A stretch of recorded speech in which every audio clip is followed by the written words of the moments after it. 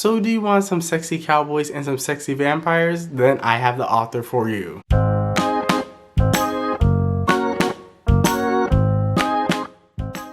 Hey guys, welcome back to my channel. This is Charles from the channel Books on Stereo, and I'm here to talk about all the books that I read by Loraine. And if you have watched any of these videos where I kind of focus on one particular author, you know how it goes. So it will be non-spoilery. I'll go through all the books that I read by this author.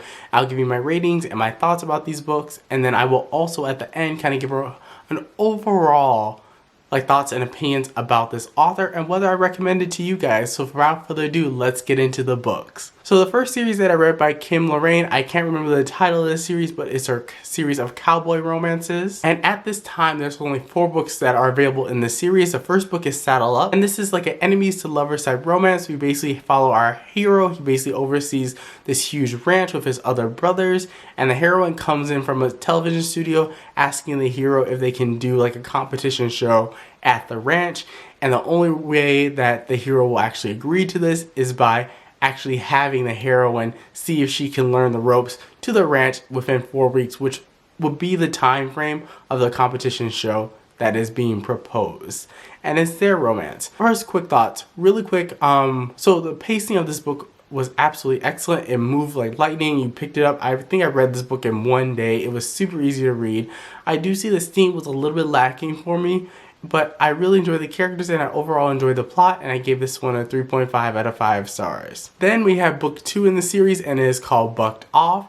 And this one, how do I describe this? This is kind of like a arranged marriage of convenience, if you want to call it that. So our hero is actually, I believe, the younger brother of the hero in the first book, and in order to keep the show interesting, they asked that the younger brother come up with either flirt with one of the contestants or bring on his rumored girlfriend onto the show. And so he kind of contacts an old flame from the past, and then they act like they're in a relationship together, and then I believe that they're actually acting like they're engaged or fiancés. I can't remember the term, don't quote me on that. And it's their romance. And I have very similar thoughts to this book as the first book. It is a quick, enjoyable read. Smut is a little bit on the light side. Characters and story were really well thought out, and I gave this one a 3.5 out of 5 stars as well. Then next I have the third book, which is Written Hard, and this is a surprise baby trope kind of novel. Our 2 main characters have a one-night stand. The heroine gets pregnant and doesn't tell the hero that he's a father for many, many years. No, it's not many, many years. I think she doesn't tell him when she's like maybe 4 or 5 months pregnant, until she's about 4 or 5 months pregnant. Wow, words are really failing me right now. And it's their romance. And I have very similar thoughts as I do with the other 3 books. They're really fine, enjoyable reads. They're quick. They're well paced. The smut, like I said, is definitely lacking. These are definitely more on the medium side in terms of smut. But overall, I enjoyed it, and I gave this one a 3.5 out of 5 stars. Then the 4th and final book for right now is Rope Tight, and this is actually the first romance that this author has written. It follows another one of the brothers. And this one was probably my least favorite. I gave this one a 3 out of 5 stars. The character, the romance wasn't quite there for me, and it was kind of just very kind of flatline and a little bit mediocre in my opinion. But it still was enjoyable for what it was. But I definitely think this author needs a couple more titles underneath her belt to kind of find her footing in that subgenre. Now, if you don't like sexy cowboys, now let's talk about sexy, dangerous vampires. And by that, we're going to be talking about the Blackthorn series by Loraine. I believe in this series, it's not, the author's kind of titled like Loraine, but it's the same author, it's Loraine. I just want to clarify that. And so the first 3 books in the series, it's a 6-book trilogy, it's kind of like, if you want to think of it at a high level, it is 2 trilogies within one overarching series. So the first 3 books focus on one couple, and the next 3 books focus on another couple. And you do have to read the books in order because they do build off each other. And the hero for the second trilogy is actually introduced in the first trilogy. Now let's talk about Blood Captive. So this is the first book in the Blackthorn series, and this is a romance between a vampire male and a human female.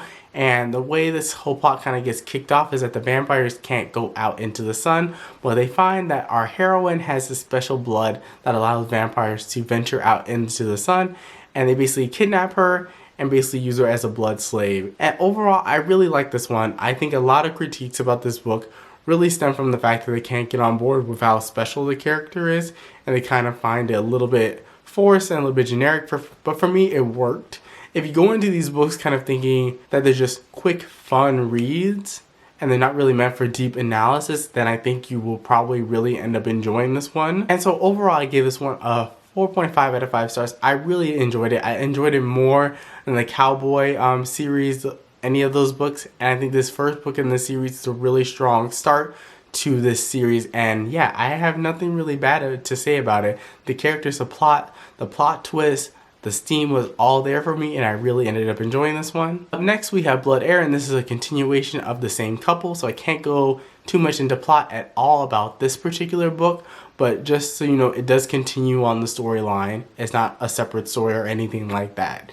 And I really ended up enjoying this one as well. I gave this one a 4 out of 5 stars. I definitely feel like we're starting to get a little bit heavy on the plot twist because these books are not very long at all. I think the audiobook for this one is maybe like 5 or 6 hours long. So they're not really long books, but man, oh man, does Kim Loraine pack so many plot twists that your brain kind of just has like whiplash, because like every other page there's some type of major plot twist, and essentially the reason why it's getting a little bit annoying, a little bit repetitive, because it's usually some secret that the hero is holding that the heroine finds out that's like very devastating to the heroine, and we just kind of rinse and repeat. So if I didn't mention, I gave this one a 4 out of 5 stars. Up next we have Blood Heir, and this is the final book in this couple's trilogy, and I didn't like it that much. I gave it a 3 out of 5 stars.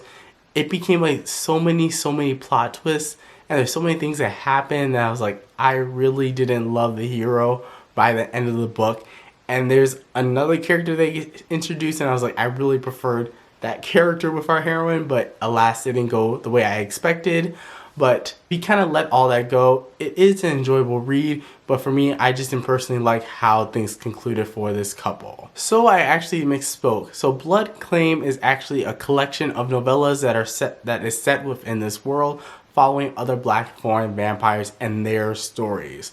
Now there's one novella that is included in this bind-up that is actually a prequel and setup to this series. So just so you know, if you want to read like book 0.5 in this series, make sure you just buy this book because then it contains that novella as well, and then you can read that first novella and then read the rest of the series and then finish the other 2 novellas at a later time. Just so you don't spend 2 credits for essentially for one novella that's actually included in a bind-up. Just as a warning. And so overall, I really did enjoy this collection of novellas. I didn't think it was 100% necessary, and I don't think you have to read them in order to experience a story to its fullest. But if you want extra content, it is there and it's available for you, and I gave this one a 3 out of 5 stars. Now we're on to the final duology in this series. So it's like a trilogy, a collection of novellas, and then a duology. And I can't really give you too much details about this one, but it follows a character that was introduced in the original trilogy, and it's the hero that kind of connects the 2 series together.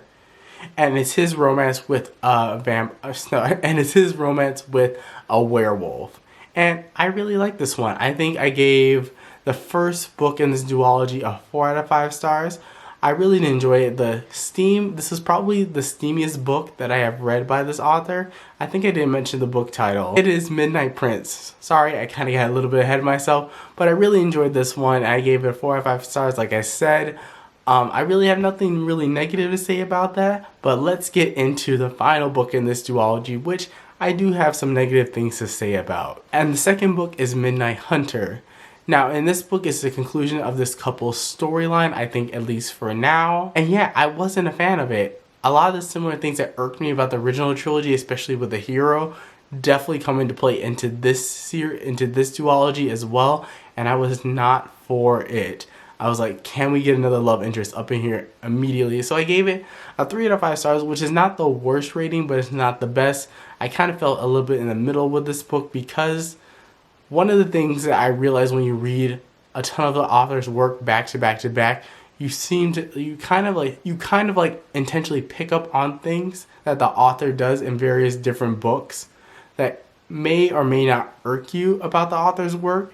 And for me, having the hero have a ton of secrets that basically could have been avoided if he just told the heroine what was going on, so the heroine doesn't find out and freak out, and it just causes like tons of more drama. And for me, it worked a couple of times, but then when it started happening over and over and over and over and over again, it kind of started to grate on my nerves a little bit. And so I didn't like the ending of this duology. I still gave it a 3 out of 5 stars, but do with that what you will. So now let's wrap up all the books that I read by this author. So what are my overall thoughts about this author? I think if you want engaging, kind of short-ish reads, then she is your author. I think her plots are always excellent. Her characters are always top-notch. The theme can vary a little bit from book to book, but if you're not interested too much in this theme, it isn't very prevalent, so it won't turn you off from the books.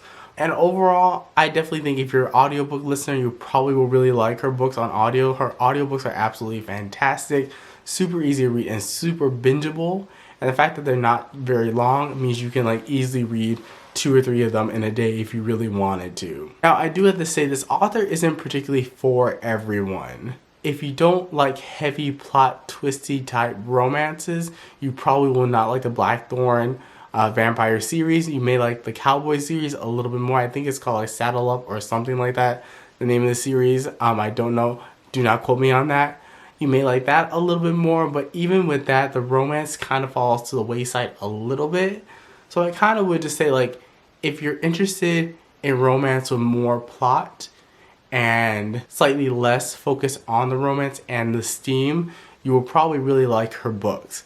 If that does not fit you, you probably will not like these books, or you may have some of the similar sentiments that I have towards some of her books.